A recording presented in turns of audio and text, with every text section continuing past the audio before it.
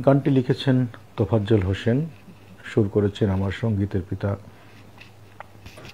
Milton Khandakar. অনেক গান আমি জীবনে গেয়েছি বা গাওয়ার সুযোগ হয়েছে, আপনারা সেগুলি শুনে একজন মনির খান দাঁড় করিয়েছেন বাংলার মাটিতে। সেই গানটি হলো, কাষ্ঠ পুড়ে কয়লা হলে কয়লা কি আর কাষ্ঠ হয়, কাষ্ঠ পুড়ে কয়লা হলে কয়লা কি আর কাষ্ঠ হয়,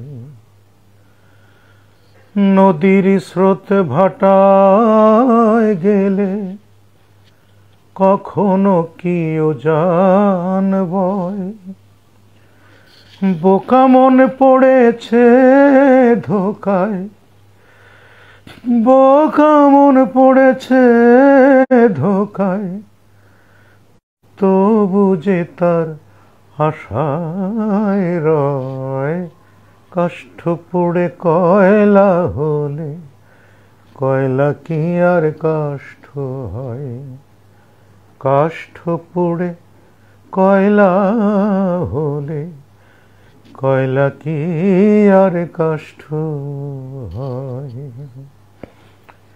কথাটার মারপেচটা বড় অসাধারণ, যে কয়লা পুড়ে কাষ্ঠ হলে কাষ্ঠ কি আর, কাষ্ঠ পুড়ে কয়লা হলে কয়লা কি আর কাষ্ঠ হয়, বোকা মন পড়েছে ধোকায়, তবু যে তার আশায় রয়। বক্তব্যটা একদমই ক্লিয়ার।